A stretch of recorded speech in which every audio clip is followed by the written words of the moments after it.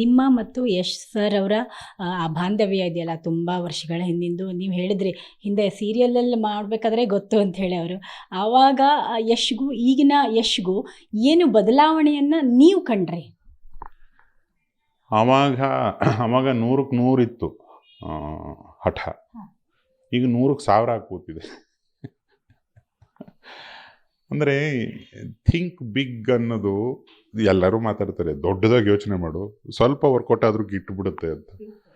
ದೊಡ್ಡದಾಗಿ ಯೋಚನೆ ಮಾಡಿ ಮತ್ತೆ ಅದಕ್ಕಿಂತ ದೊಡ್ಡದಾಗಿ ಯೋಚನೆ ಮಾಡೋದು. ರಿಲ್ಯಾಕ್ಸ್ ಆಗುವಾಗಿಲ್ಲ. ನಂದು ಈ ವರ್ಷದ ಕೋಟ ಮುಗೀತು, ನಾನು ಈ ವರ್ಷ ಅಂದ್ಕೊಂಡಿದ್ದಾಗೋಯ್ತು, ಅದು ಇಲ್ಲವೇ ಇಲ್ಲ. ಕೆಲವೊಬ್ರು ಬದುಕಲ್ಲಿ ಇರಲ್ಲ ಅದು. ನೆಕ್ಸ್ಟ್ ಇನ್ನೂ ಏನೋ ಇಲ್ಲಿಗೆ ಹೋಗ್ತೀನಿ, ಅಲ್ಲಿಗೆ ಹೋಗ್ತೀನಿ, ಅಲ್ಲಿಗೆ ಹೋಗ್ತೀನಿ, ಆ ರಿಸ್ಕ್ಗಳನ್ನು ತಗೊಳ್ಳೋದು, ಅದಕ್ಕಾಗೋ ದೈಹಿಕ ಮಾನಸಿಕ ಶ್ರಮ, ಅದಕ್ಕೆ ಪ್ರಿಪೇರ್ ಆಗೋದು, ಇದು ಎಲ್ಲ ನೀನು ಪಡ್ಕೊಂಬಂದ್ರೂ ಕೆಲವೊಬ್ರಿಗೆ ಆಗಲ್ಲ. ಅದು ತುಂಬ ಕಷ್ಟದ ದಾರಿ ಅದು. ನಾವು ಅಂದ್ಬಿಡ್ತೀವಿ ಒಬ್ಬ ನಾಯಕ ನಟ ಏನಪ್ಪ ಅವನು ಆರಾಮಾಗಿದ್ದಾನೆ, ಇಷ್ಟು ಪಾಪ್ಯುಲಾರಿಟಿನ 1 ಅವರ್ ಹ್ಯಾಂಡಲ್ ಮಾಡೋಕ್ಕಾಗಲ್ಲ ಯಾರ ಕೈಲೂ.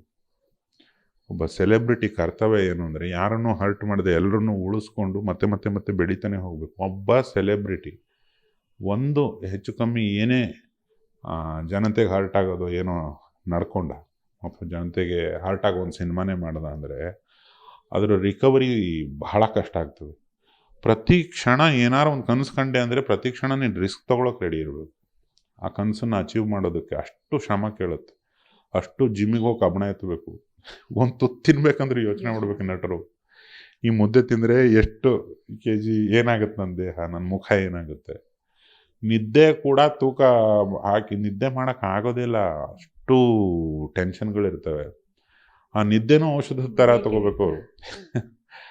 ಅಷ್ಟೆಲ್ಲ ತ್ಯಾಗ ಮಾಡೋಕ್ಕೆ ಹೋಗಿನೇ ಒಬ್ಬ ನಾಯಕ ನಟಂಗೂ ಒಬ್ಬ ನಾಯಕ ನಟಿಗೂ ನಾವು ಆ ರೇಂಜಿಗೆ ಫ್ಯಾನ್ಸ್ ಉಟ್ಕೊಳ್ಳು. ನನಗೋಸ್ಕರ ಇದೆಲ್ಲ ಮಾಡ್ತಿದ್ದಾನೆ, ನಾನು ನೋಡಲಿ ಅಂತ.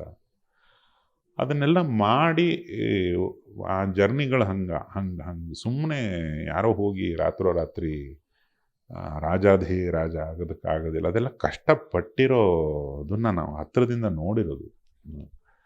ಹಂಗೆ ಸುಮ್ಮನೆ ಒಂದು ರಾಕಿಂಗ್ ಸ್ಟಾರ್ ಅಂತ ಅಂದ್ಕೊಂಡ್ಬಿಟ್ಟು ಏನೇನೋ ಮಾಡೋಕ್ಕೆ ಹೋದರೆ ಅದು ರಾಕಿಂಗ್ ಸ್ಟಾರ್ ಆಗೋಲ್ಲ. ರಾಕೇ ಇರಲ್ಲ ಅಲ್ಲಿ, ರಾಕಿಂಗೇ ಇರಲ್ಲ. He is really rocking.